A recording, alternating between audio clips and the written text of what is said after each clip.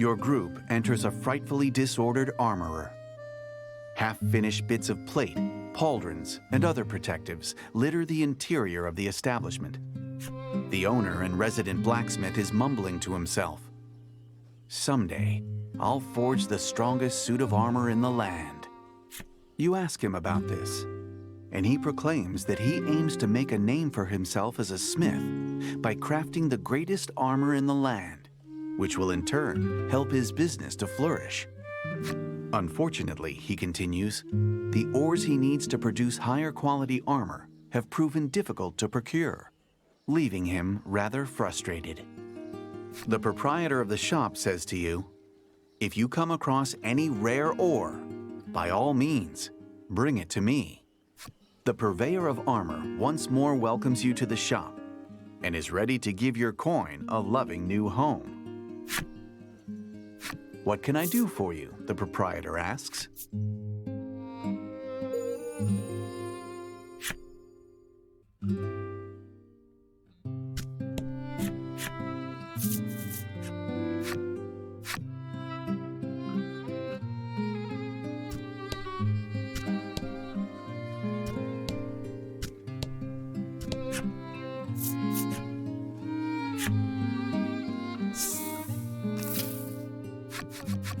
You wonder if the masked soldier you saw earlier could be the deserter the Ivory Maiden is after. You inform her that the soldier fled to the west.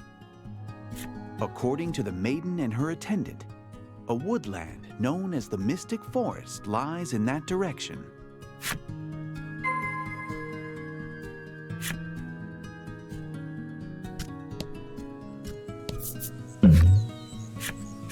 From out of nowhere, a sweet fragrance wafts over you.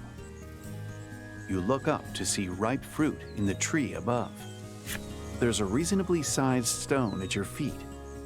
A precise pitch of the tree's bough could knock some fruit loose. You take the stone in hand and wind up.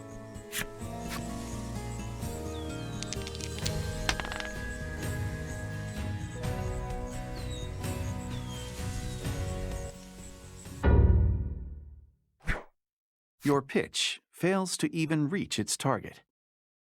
You leave the area, hoping to hide your embarrassment.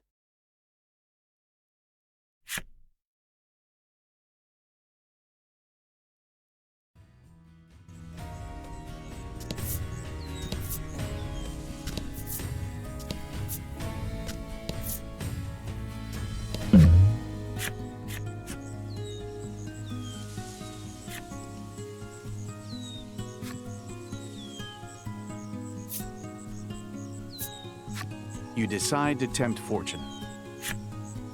The rules are the same as last time. If you can roll the designated pips or higher, you win the prize at no cost. Likewise, if you roll lower, you'll have to buy the prize at more than its intended value. Now then, let's begin. Today's prize is... The old man pulls something from his bag.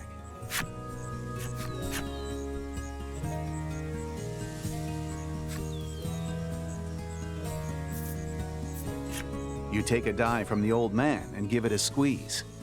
It's do or die.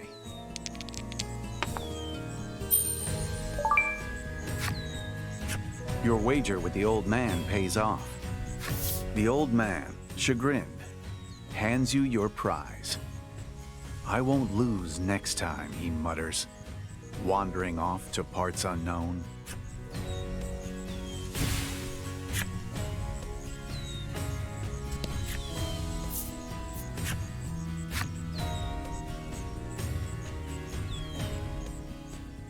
The Mystic Forest is a dense wood.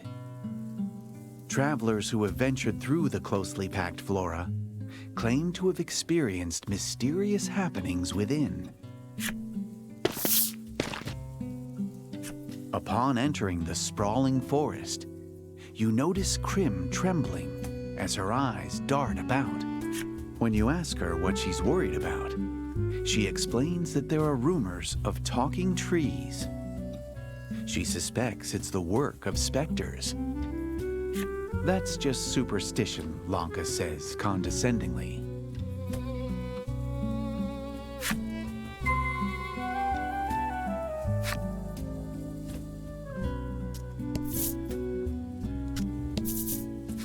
A somnolent tree.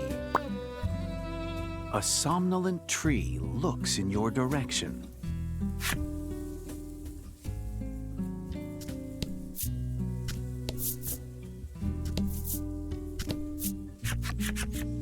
If you wish to go further, heed our voices, the tree says eloquently as you approach.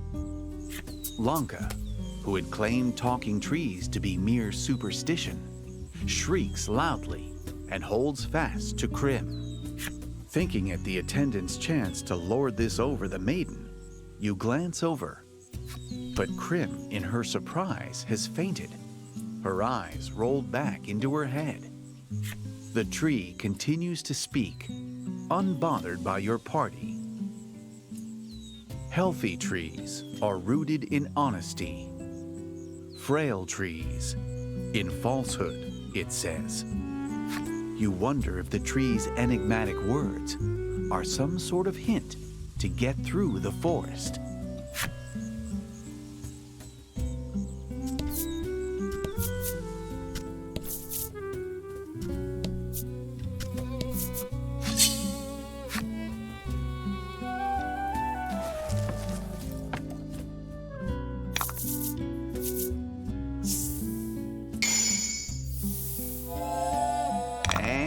Fight.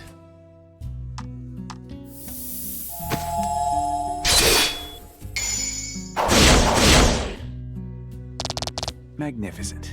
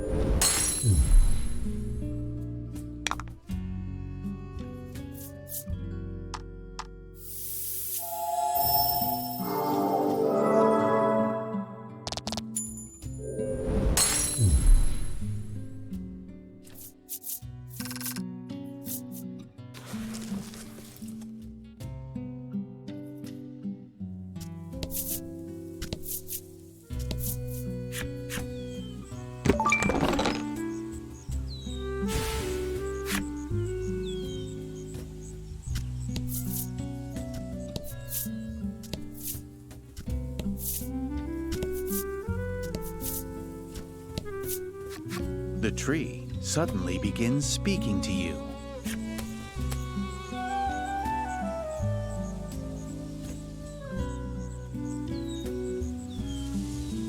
You feel an energetic aura bursting forth from the talking tree. The tree suddenly begins speaking to you.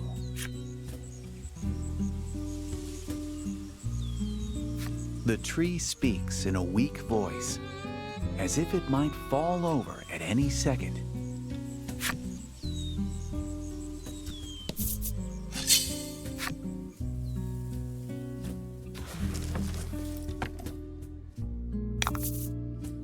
Don't hold back.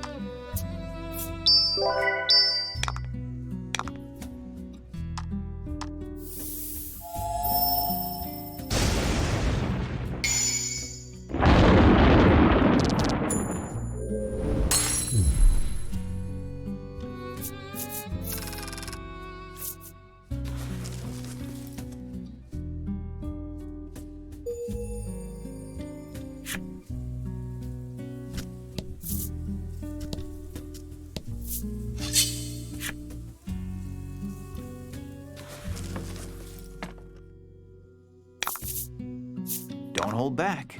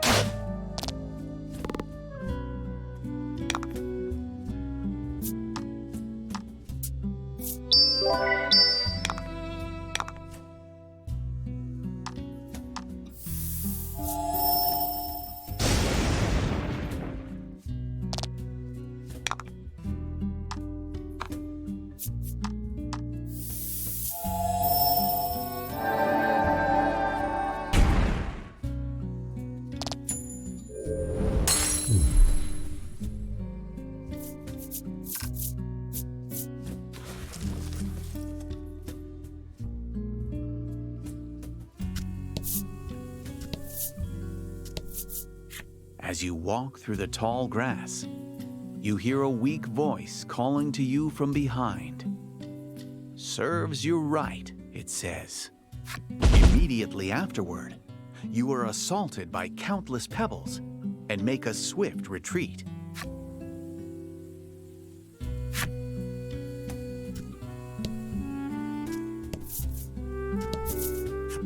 As you walk through the tall grass, you hear a lively voice behind you shout, "Good luck!"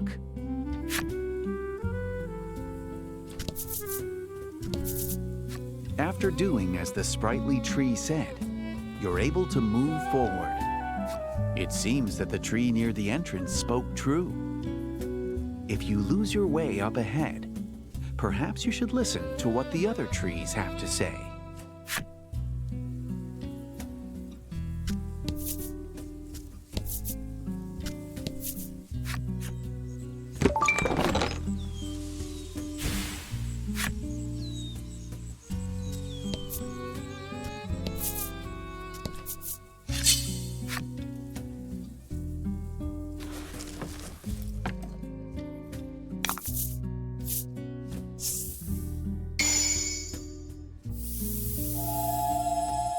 And fight!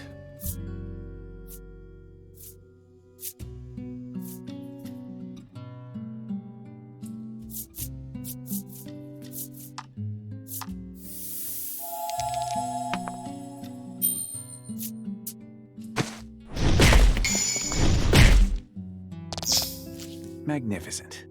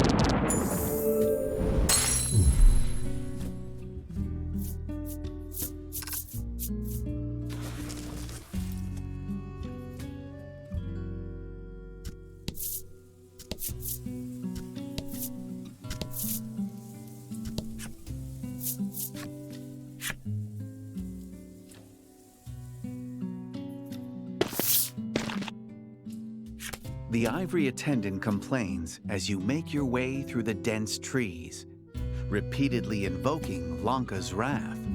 Each time, Laddie pats the crestfallen Krim on the head.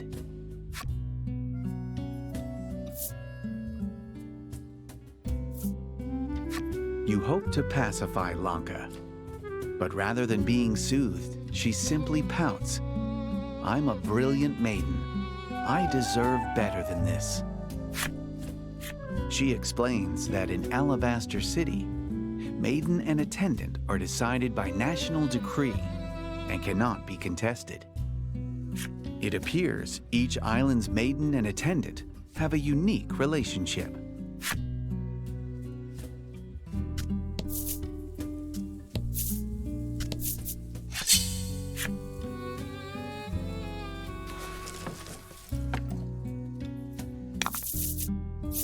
Don't hold back.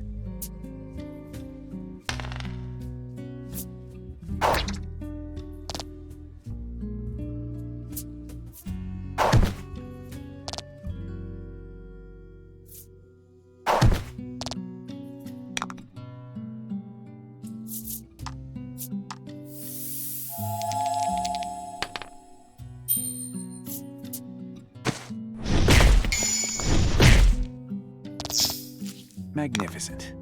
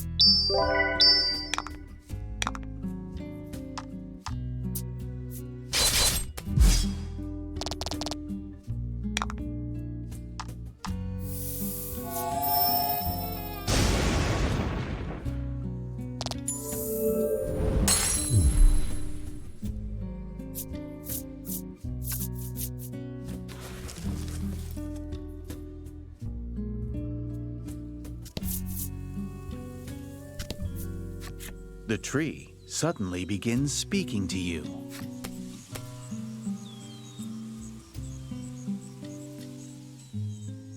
The tree enthusiastically teaches you the way.